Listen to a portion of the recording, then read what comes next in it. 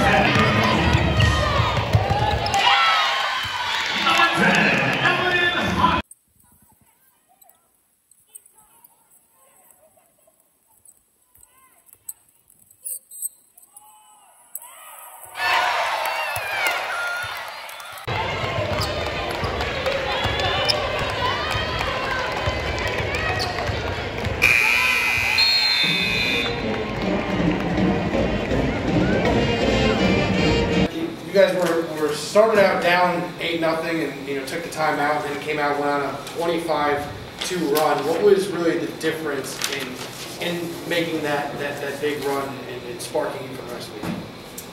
I think the big difference was we were getting stops, and the stops started our momentum. We were getting a lot of turnovers, and our press was really affecting them. So we were getting our fast break points, and then just really boxing out plays for the defense. So I think the momentum started was definitely their turnovers. We forced their turnovers. Yeah, you forced a bunch of turnovers, including that one you had towards the end, leading to a bucket. Just how important was ramping up that pressure to really swinging the whole momentum of that game? I think one thing that we really press on in practice everything is our defense. We definitely know that our defense can start our offense, and we know it takes like one spark to get everybody going, and we need to have that person that can come off the bench or have the one starter that can start everybody up and get everybody going. So when everyone is doing what they're supposed to do and getting steals, it makes everybody happy. It makes everybody want to do more and get more steals than they do. To piggyback off that statement, from a player perspective, when you look at the 3 games on the road, you guys could easily win those games. You just either ran out of time or you just lost in the last minute. So how hungry and driven were you guys to win this game tonight? I think we were really hungry. I think Boston College really showed us that we could play with anybody. You know, they're an ACC team, they're really, really good, and we were there, but we definitely just didn't execute in the end, but we definitely know we can beat them. And I feel like that gave us confidence to show us what we can do, and we came back, we fixed the small things, and we did what we need to do in practice, clean things up, and to prepare us for the season, the rest of the season. Is that why it seemed like you guys didn't let up, even when you had the lead? It seemed like you guys were still playing like it was 0-0. Can you say from those experiences that's what helped keep that same momentum? Usually when a team gets a lead like you guys did, even coming out at halftime, you were playing like it was like 0-0. Like you had like you still had something to lose. Would you probably say that probably came from that and those experiences in those games? We definitely didn't want to lead up. I think we look at every quarter as 0-0 scoring wise, and we definitely want to always outscore them every quarter we can. So we just want to keep the momentum, never let up, and just keep pushing on every quarter. Yeah, usually, like, I don't know, you haven't spoken to coach yet, so you got to play Colleen, which is playing Sienna tomorrow. So will you be watching that tomorrow? For sure. I think we have a lot of good opportunities coming up, and I think we can definitely, like I said, we can play with anybody. And I think this game has boosted our confidence a lot more, so we can definitely learn a lot from this game and go back and prepare for these next games coming up. It was a great win. I think a big thing for our confidence as a team. You know, obviously we hate losing, but those back-to-back losses on the road really, I think, fueled the fire for this game. So it was something we really needed, and it was a great win altogether. So you guys were down 8-0, and a call a timeout and they go on a 25-2 run. What was the message in that huddle? It seemed like the pressure that you guys were applying really ramped up after that point. Yeah, I mean, initially we started off getting producing turnovers.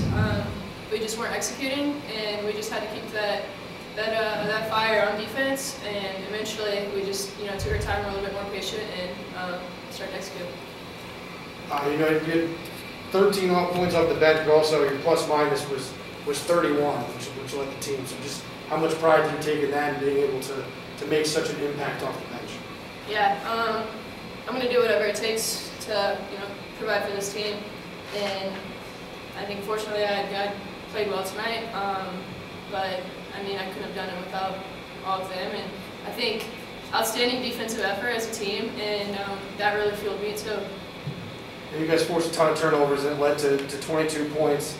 Just how much of an emphasis is put on that defensive aspect of ramping up that pressure and turning it into turnovers and then points on the other end? Yeah, I mean, Coach Mullen's biggest thing is defense, so that's something we practice all the time, and it's really just the effort, and we had that tonight. So, Morgan, you were visibly upset at the end of the Boston College game when you came off after the 5th foul. How much did that motivate you tonight? Just remembering that feeling coming off the court there. How much did that motivate you to play the way you did tonight?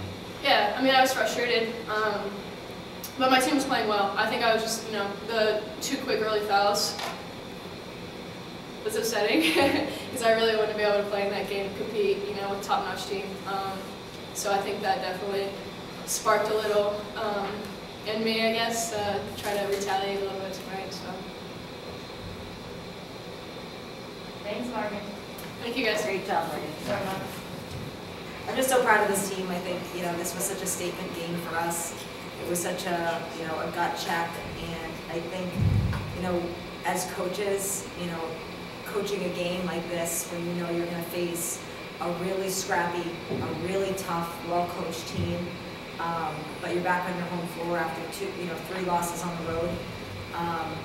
You really have to make sure that your players still feel confident and they believe in themselves. And then to talk about like Cornell, I mean, it was the last second shot, and then to have a 1-possession game, with BC down to the wire. I mean, it really, you have to remind them, and it's surprising just how good we think that they are, and when they play together and they execute the game plan. We have so much learning to do. We have so much growth to do, and you never want to learn things in a loss, in losses. But I think our team grew over the last 2 weeks on that 3-game road swing. And as frustrating it is as a coach to see your team be frustrated in that way, I think that really gave us a nice lesson as we move forward in the rest of our non-conference, and of course preparing us for America East play. But to prepare them for this game and for them to come out and start on, having to call a timeout, 8-0 run. We look tight, we look scared and nervous. We have no second chances, we're one and done, and then to come out of that timeout and really propel our pressure and then let us kind of get back into the sink and offensively execute. I was just so proud of their effort and how they turned that around. Coach, you mentioned that 8-0 run, and you guys then went on a 25-2 run. So what was the message in that break, and what sparked that big run from you guys? I think the message is, we're okay. Like, we're fine. Let's just get focused on getting stops, let our pressure, we were turning them over, we just weren't capitalizing. So I was like, let's just stick with our pressure. And then Morgan Haney was a major spark off the bench. I mean, she was ready to play. I knew it at shoot around. She was so focused. And she came in and she gave us that energy that we needed and that confidence on the offensive end. And everybody else, you kind of saw like everybody go, and take a deep breath. And when you have 29 points off the bench and you have players like that come in and can contribute, Kayla, Coy, Freya, it really gives us a great look, and it's really difficult on the opponents to scout us. And not only did Morgan have 13 points, but like I said, plus minus 31, it also just seemed like she was a steady hand out there, kind of executing the offense like you said you guys weren't executing. How important was she in that aspect too, just making sure, kind of just running that offense and making sure everybody was calm and executing? Yeah, I mean, she definitely turned the page today because, it's, as a coach, you want to, sometimes I feel like I have to reel her in, but I also have to let her play, because that's why she's so good. So it's that balance of letting her kind of break out of the offense and create for herself and for others, and also helping her to really know when to slow the ball down and execute. But today, she limited her turnovers. She's been turning the ball over a lot. We talked a lot about just valuing possessions, making the next simple play. And you know, I think she really turned a page in that, and we need that going forward. We need that calming effect. You know, with having a starting freshman point guard, when she's coming in and handling the ball, we need that experience and that poise when she comes in the game. You know, forcing 27 turnovers at least 22 points. As a defensive coach, a defensive-minded coach, how much pride do you take in seeing your women play like that? I mean, to hold a team to 34 points is so impressive. And, you know, I think, too, for us to be able to then score 60, and usually if it's a score like that, our score would be, in the past, would have been low as well. And to score over 60, you know, and to have multiple people scoring, I think we just constantly are harping on and reiterating that our offense has to come from our defense. And when we score the most, it's after a stop. It's not, you know, after, you know, we miss. So we know that our defense is going to spark that, and we just continue to talk about stop, score, stop. That's how we try to, you know, encourage them and kind of break that up for them. Hey, Coach. You talk about how the 3-game road trip made you guys hungry for this one. But on a positive note, how driven did it make you, knowing that you could possibly win 5-0? Because those first two road games was like the last few minutes, and then the last game, I felt like you ran out of time. So how much of a positive influence is that when you come into a game, you kind of know you could have been undefeated at this point? I mean, I think what I tried to tell the players and I try to tell myself, and it's this, you know, the positive self-talk you tell yourself is that, you know, the shoulda, woulda, couldas, that one slipped away, and then that just eats away at you. You just have to say, like, that's in the past, we can't get it back. And you have to start kind of from scratch and just take it one game at a time. Because if you think about that, it's very frustrating, you know, but every game has a different face. Like, you know, that Merrimack game was a really difficult game, but we came back from a large deficit and showed that we can actually come back from a big deficit, and we can turn it around, and our pressure we can, you know, have an effect on a team that way. And then playing Cornell, like that difficult style that they run, where they take the air out of the ball and they run quick hits, and being in a tight game like that, that's going to teach us a lot as we move forward for the America East. And so I think just trying to get those lessons from each and not focus on, you know, that record, because, you know, that's what really makes our players feel, you know, takes away your confidence as a coach and as a player. So you have to just put it away. It's in the past. Now we need to move forward and just focus on the next opponent and getting that win and preparing your team the best that you can. Speaking of that, last question, how close you going to be watching the game tomorrow, being that that's your next opponent?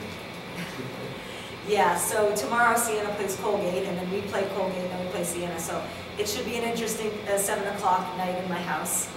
But, you know, I think just I'm going to watch the film of this game, see what we need to get better at. You know, obviously watch the Colgate Siena game tomorrow night, prepare for our next opponent.